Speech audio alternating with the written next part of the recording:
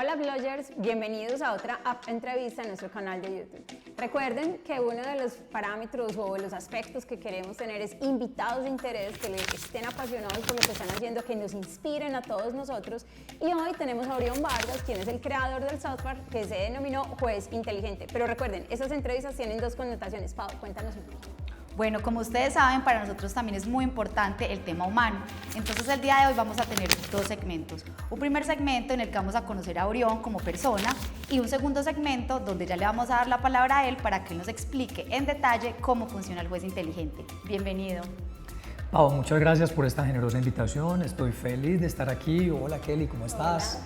Un saludo para todos y estoy muy contento de estar en este magnífico canal. Bueno. Mira que Pau acaba de decir que nos interesa mucho el tema humano y cualquiera dirá, bueno, empiecen a preguntar sobre el juez inteligente y realmente nosotros lo que le queremos mostrar a la comunidad es que detrás de grandes logros, detrás del derecho, detrás de cualquier abogado hay una persona, hay un humano.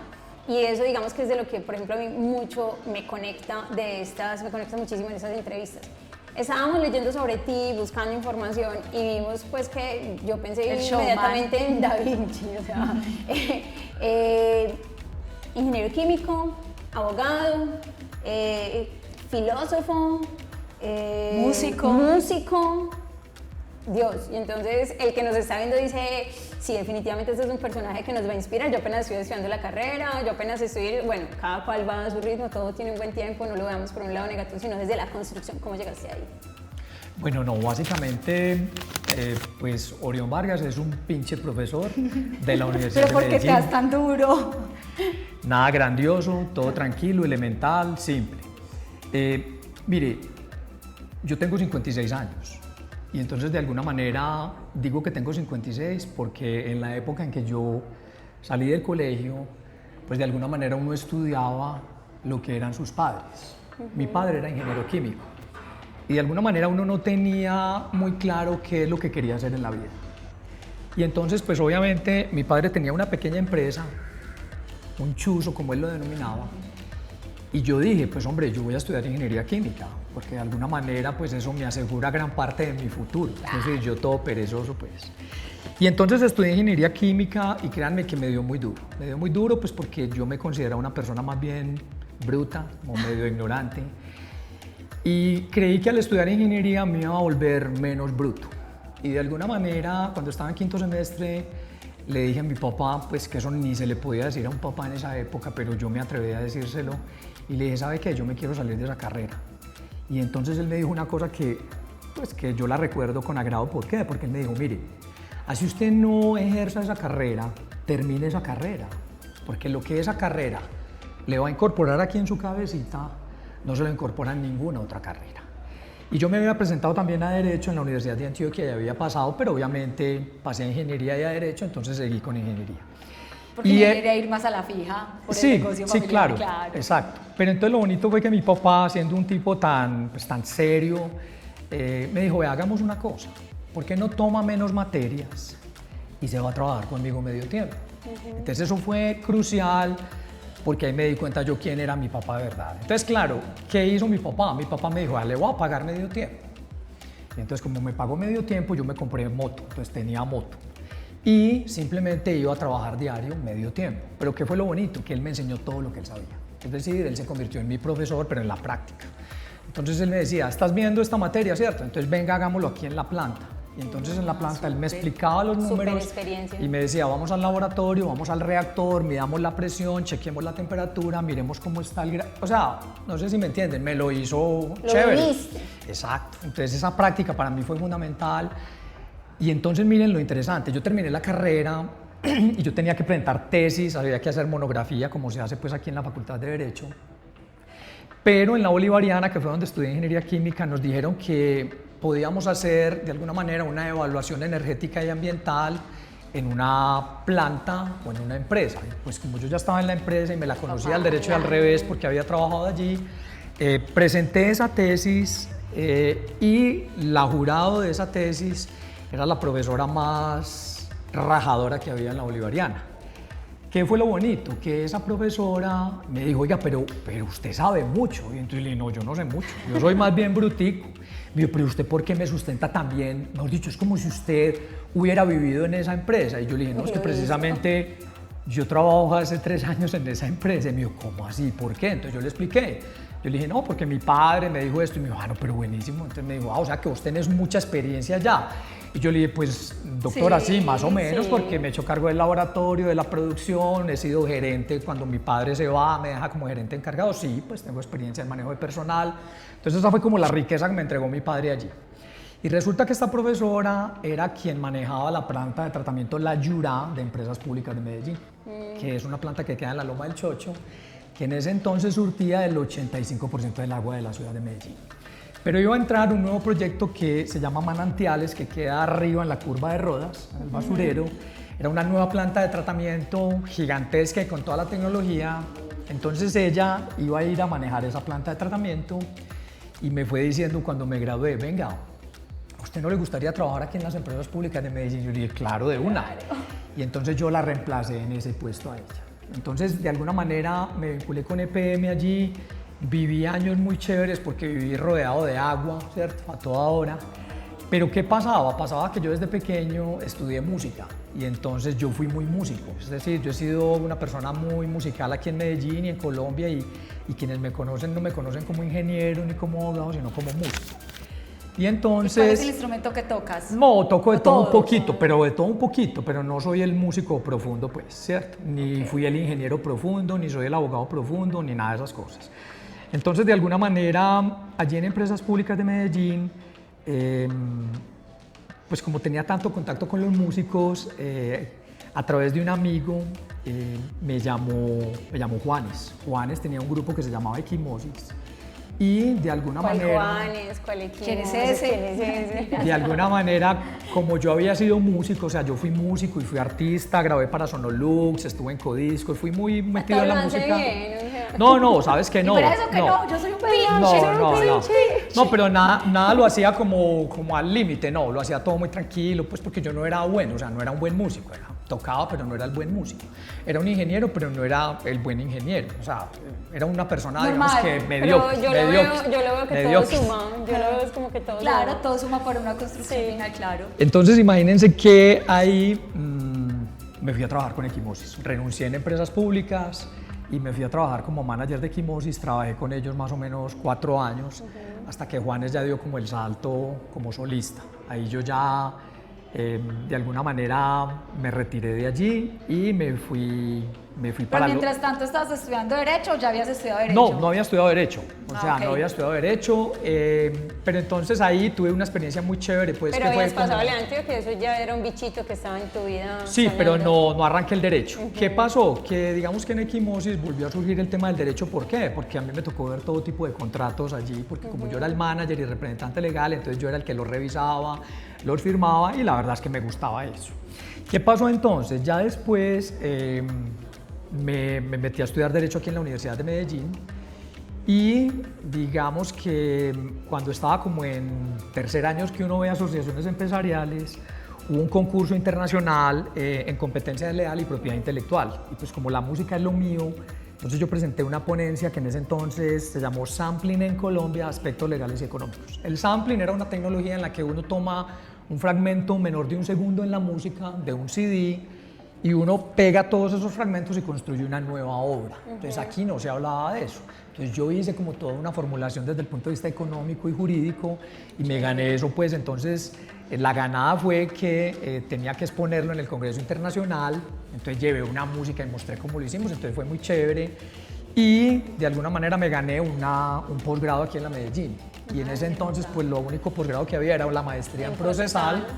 Entonces, efectivamente, pues me gané esa beca en procesal y allí, digamos que cuando ya me gradué como abogado, comencé a hacer esa maestría. En esa maestría, de alguna manera, Liliana Pavón, que es co-creadora del Juez Inteligente del Sistema Experto, y Mónica Bustamante me propusieron que, ¿por qué no me metía en un megaproyecto que tenía que ver como con la teoría de la probabilidad?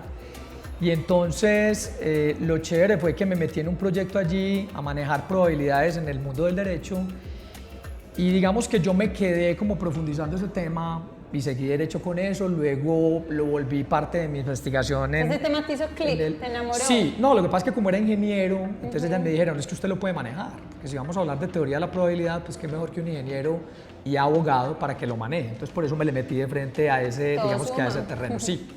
Bueno, y eso lo volví como mi proyecto de tesis doctoral y entonces pues básicamente lo que hice fue traducir una obra de suma importancia que se publicó en la Universidad de Oxford en el año 1977. Esa obra, digamos que es una obra sobre la valoración de la prueba judicial, pero digamos que quien la escribió, que fue un importante filósofo británico, Jonathan Cohen, digamos que rompió el paradigma de la forma como se venían valorando las pruebas en el mundo. Entonces yo aquí voy a hacer un punto aquí. Ya ahí me vas a empatar, entonces nos vas a contar, de hecho a las dos, qué es el juez inteligente y de dónde es que surgió la idea del juez inteligente. Bueno, no, es que ahí surge la idea, Ok. es decir, ahí nace y eso nace más o menos en el año 2008, ¿no es cierto? Entonces, obviamente, la obra está escrita en un inglés británico, pero muy como a la antigua. Entonces, Sí. digamos que la obra, traducirla no fue tan fácil porque primero que todo me tocó traducirla para poder medio entender qué es lo que este personaje decía allí. Y luego de traducida, digamos que empieza una historia muy bonita. ¿Por qué? Porque de alguna manera yo traduje la obra, pero en la bolivariana, en el doctorado en filosofía, me dijeron, no, es que la obra traducida no es lo que sirve lo que usted tenga para decir en relación con la obra. Entonces, obviamente, me tocó, yo lo que hice fue simplemente, no, lo que hice fue simplemente como aterrizar a un lenguaje sencillo lo que decía la obra, Ok. que la obra no es una obra pacífica y está escrita de una manera un poquito compleja. Muy técnico. Sí, muy técnico y como en un lenguaje muy engolado, o sea, muy sofisticado, entonces no es tan digerible la obra, o sea, es un verdadero ladrillo, pero el contenido de la obra es una cosa impresionante. Entonces, lo bonito allí fue que cuando yo terminé ya mi tesis doctoral, yo tenía la obra traducida. Entonces, al tenerla traducida, yo dije, si ya la tengo traducida, ¿por qué no publicarla? Y es una obra reconocida a nivel mundial y no habían traducciones al español y yo ya la había hecho. ¿Y cómo se llama? Se llama Lo probable y lo demostrable. Y la hice con un amigo mío de la infancia, que es un psicólogo que vivió en Inglaterra, Carlos Iván Ruiz. La traduje con él fue el que la revisó y puso las comas donde era, o sea, es una persona muy buena en ese sentido, o sea, que es una buena traducción. Y entonces lo que hice fue simplemente escribir a la Universidad de Oxford y decirles, oiga, ¿cómo les va? Yo me llamo Orión y acabo de traducir esta obra que es muy importante. ¿Por qué no me dan el permiso para publicarla? Se demoraron 5 años en contestar. Es decir, Sí, wow. nunca me contestaron. Entonces, como nunca me contestaron, yo me quedé medio frustrado. Y entonces, básicamente, lo que hice fue, cuando estaba en la universidad, en la Bolivariana haciendo el doctorado, me di cuenta que ese autor, Jonathan Cohen, no salía en ninguna parte. Pero la Universidad de Bolivariana, la Pontificia Bolivariana, compró la base de datos de la Universidad de Oxford que se llama JSTOR, que también la tenemos ahora aquí en la Medellín. Y cuando yo busqué en JSTOR a este personaje, encontré todo. ¿Qué fue lo bonito? Lo bonito fue que allí me encontré un artículo como de 90 páginas que hacía una reseña del libro de Jonathan Cohen. Y el que hizo la reseña era un norteamericano que murió en el 2018 y su nombre es David Hume. David Hume hizo algo que yo leí y yo dije, este tipo entendió perfectamente la obra de Cohen y yo todavía no la terminaba de entender. Y entonces lo que hice fue comprar en Amazon un libro que este señor publicó que se llama Los fundamentos probatorios del razonamiento probabilístico. Y cuando comencé a leer esa obra me di cuenta que era otra obra monumental. Entonces, ¿qué hice? Me gasté otros 5 años de mi vida y la traduje. Cuando la traduje cometí el mismo error y dije, pero si ya está traducida, entonces vamos a publicarla.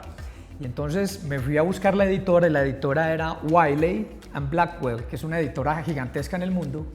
Y obviamente esa editora tardó 1 año en responderme. Pero Por lo menos cinco. menos. Sí, por menos. tiempo. Pero entonces yo escribí al Departamento de Derecho en New York y me respondió una mujer en Inglaterra del área de ingeniería. Y me dijo, es que usted se equivocó.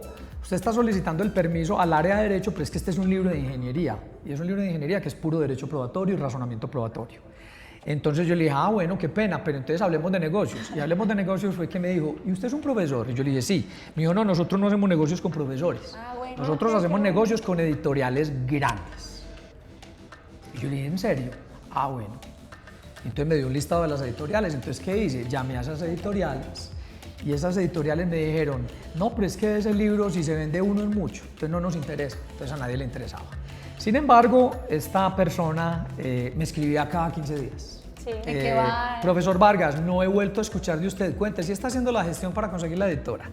Y yo le decía, sí, pero ninguna Pero quiere. conservó el interés. ¿Cómo? Conservó el interés. Eso es lo bonito. Entonces conservó el interés, pero no me daba el permiso a mí. Hasta que al final yo ya me aburrí, entonces yo le dije, mire señora, hagamos una cosa, no me haga perder más el tiempo y yo no se lo voy a hacer perder más a usted. Ninguna editora va a querer publicar este libro porque este libro a nadie le interesa. Este libro se publicó en 1994 y ahora no le interesa a nadie. Al único que le interesa es a mí. Entonces, tranquila, si no lo podemos publicar, yo me quedo con la traducción para mí, para mi conocimiento. Entonces ya ella vio que yo ya me le cerré en la banda y me dijo, venga, pero es que usted tiene que entender que tiene que firmar un contrato y que nos tiene que entregar una platica. Entonces, claro, yo le dije, ¿de cuánto estamos hablando, mamita? Hablemos de negocio. No, quisiera ver ese color de Hablemos de- mamita en la traducción. Mi reina. Mi reina.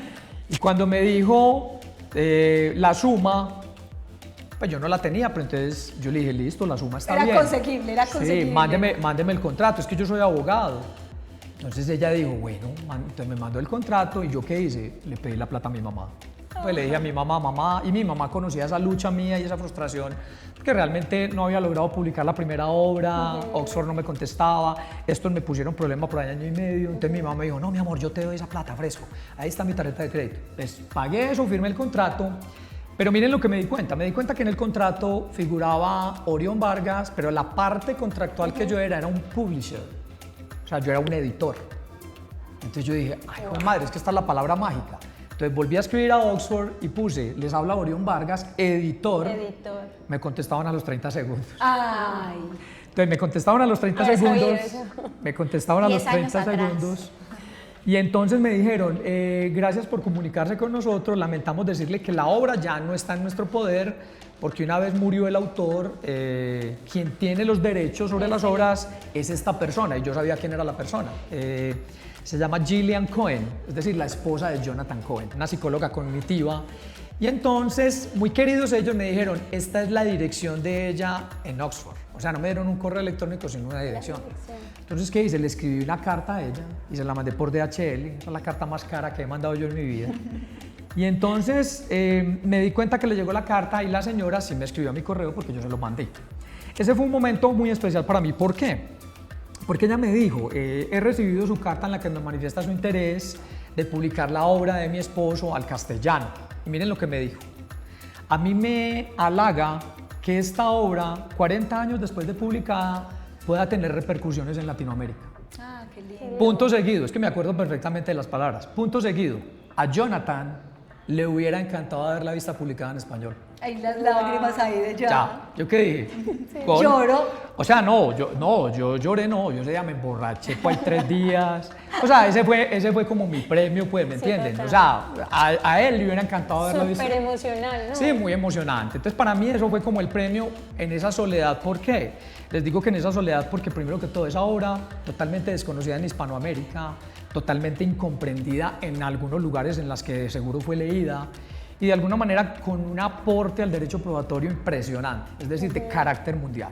Entonces, digamos que ahí yo ya había publicado la otra obra, la primera, la del norteamericano, y ya seguí con esta obra, pero eso es una soledad impresionante. ¿Por qué? Porque son obras que de alguna manera son obras que tienen que ver mucho con ingeniería. Entonces ahí es donde yo le digo a mis estudiantes, oiga, es que tiene sentido luego de estudiar derecho, de ejercerlo, 3 o 4 años, de ir y litigar en el Palacio de Justicia, de saber lo que es la justicia, estudiar otras cosas adicionales que complementen el derecho, ¿cierto? Entonces eso es chévere porque tú tienes como una dimensión distinta de un conocimiento y ya puedes empezar como a generar un nuevo conocimiento. Es decir, cuando cruzas conocimientos, puedes comenzar a tener ideas, digamos, que puedan brindar otra serie de conocimientos. Discúlpame, Orión, es que ahí es donde me gustaría resaltar algo, y es que nosotros estamos acá hablando contigo de un tema de cómo la innovación sirve al derecho. Y para hablar de innovación, pues hay que hablar de creatividad, y entre más conozcas diferentes áreas, o las vivas o las experimentas, los procesos creativos, pues van a ser muchísimo más robustos, diría yo. Y ahí es donde uno dice, en tu historia todo sumó, es que es una historia genial. O sea, no es una historia donde diga, no, estoy en ingeniería química y checks, chao, no.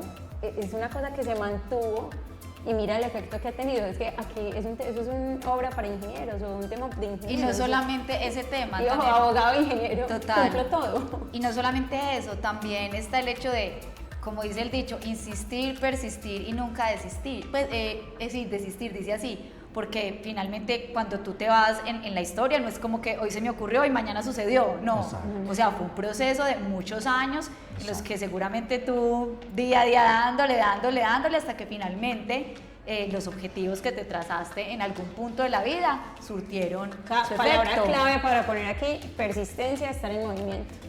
Sí. Sí, claro, claro. No, y las dos lo que han dicho es muy valioso, o sea, en la medida en que vos tengas diferentes perspectivas de conocimiento en relación con diferentes disciplinas, de alguna manera te vuelves más creativo. Es decir, puedes pensar diferente a lo que unitariamente piensa una persona. Si vos tenés otras líneas de pensamiento, pues de alguna Total. manera se interconectan cosas que son importantes. Entonces, pues básicamente es eso. Bueno, ¿qué fue lo interesante allí? Lo interesante allí fue que digamos que con esas dos obras publicadas, y yo lo digo en esa soledad porque realmente son obras que yo soy el que las, ¿cómo les digo? Yo las traduje, pero yo las publiqué de cuenta mía, o sea, esas obras no existen en ninguna librería, porque simplemente lo que yo hago es que con esas obras me voy con un morral o en una maletica y en los congresos o en las clases o en los posgrados, cuando la gente ve lo que yo enseño, que yo enseño es lo que está en esas obras, pues para ellos es un conocimiento nuevo, pero no es un conocimiento nuevo. O sea, es un conocimiento que fue traducido y que yo lo traigo, pero que ya estaba. Entonces, claro, la gente lo ve como novedoso, pero no tiene nada de novedoso. O sea, yo lo que estoy haciendo es enseñando lo que en derecho probatorio y específicamente en valoración de la prueba han dicho los norteamericanos y los ingleses, no más. Entonces, de alguna manera, lo bonito ahí es que comienza como ese trabajo de decir, bueno, realmente en estas obras hay propuestas muy interesantes que tienen que ver con algo que se llama el método gráfico. Okay. El método gráfico se lo inventó John Henry Wigmore, que fue decano de la Facultad de Derecho y profesor de teoría de la prueba en la Universidad Northwestern en Chicago hace más de 100 años. Entonces, de alguna manera, miren, o sea, esta historia tiene muchas uniones muy bacanas y son las siguientes. John Henry Wigmore se inventó, digamos que un método gráfico, es decir, es un dibujo en el que tú puedes, digamos que organizar tu pensamiento de las pruebas hacia los hechos y de los hechos hacia las pretensiones que plantean las partes en el proceso judicial. Pero es un método gráfico. Él decía, una imagen vale más que 1000 palabras. Y entonces, de alguna manera, en 1920, él no tenía inteligencia artificial y lo que él hacía es que se iba para el estadio de fútbol, ponía un papel gigantesco en la cancha y empezaba a mapear los procesos judiciales, se subía a la tribuna y los miraba. Entonces tenía como un esquema gráfico que le permitía mirar de alguna manera las conexiones que se pensaban entre pruebas, hechos y pretensiones. Wow. ¿Y qué es lo bonito que yo me di cuenta? John Henry Wigmore murió en 1943 y David Hume, que fue el segundo libro que traduje, Sí. el norteamericano, nació en 1930. Pero David Hume tomó todo el conocimiento de Wigmore y lo trajo al 2000. Es decir, el estudio contemporáneo de Wigmore actualizado lo hizo David Hume. Y yo traduje la obra de David Hume y la publiqué.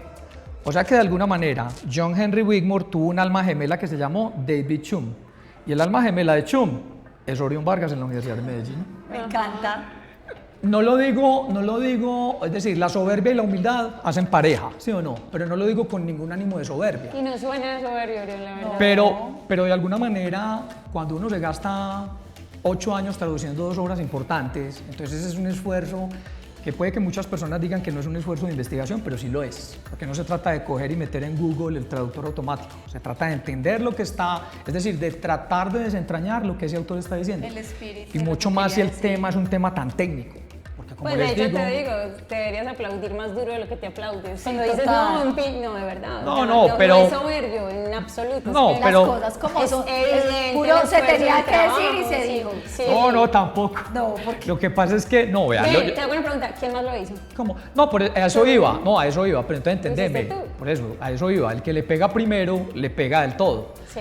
Pero pues obviamente, como te digo, ese no es un conocimiento mío, ese es un conocimiento, mejor dicho, yo estoy parado en los hombros de esos dos gigantes. Eso es lo que yo hice. O sea, yo me beneficié de su conocimiento. Pero lo más bonito es que Jonathan Cohen, en ese libro que escribió en 1977, él pone expresamente ahí: yo sueño con que algún día en el futuro la inteligencia artificial pueda dar cuenta de esto que yo he creado. Y ese sueño, y el sueño de Wigmore y el sueño de Chum, está en el juez inteligente. O sea, yo lo que hice fue tomar lo que hicieron esos 3 gigantes y traerlo, es decir, y ponerlo en la práctica. O sea, que yo no me inventé nada nuevo. Realmente yo lo que hice fue estudiar juicioso lo que en su momento a nadie le interesaba estudiar. Hoy en día la gente se está interesando, pero es porque yo ya llevo casi que 14 años difundiendo esas obras, y donde yo voy, ese es el conocimiento que yo planteo. O sea, yo voy a una maestría en Derecho Administrativo y yo enseño ciencia y prueba. ¿Por qué? Porque Wigmore hablaba de que la prueba era una ciencia. Entonces yo hablo de lo que habló Wigmore, yo hablo de lo que habló Shum y yo hablo de lo que escribió Cohen y habló Cohen. Eso es lo que yo enseño. O sea, yo no hablo de otras cosas, yo hablo de lo que he investigado, ¿cierto?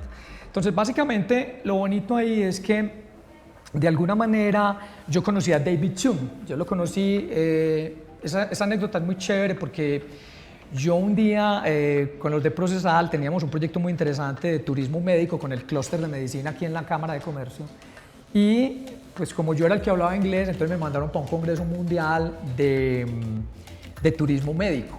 Y ese congreso era en Washington, y David Chum trabajaba en la Universidad George Mason en Washington. Entonces yo aproveché esa ida para ir a saludarlo.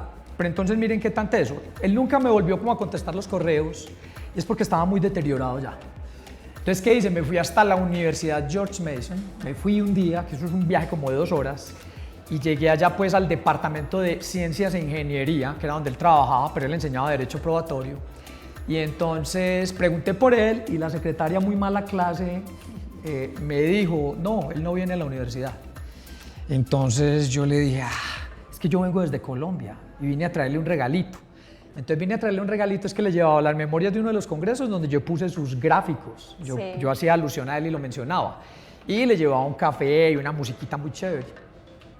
Entonces, para mi fortuna, en ese momento salió una profesora, ¿cierto?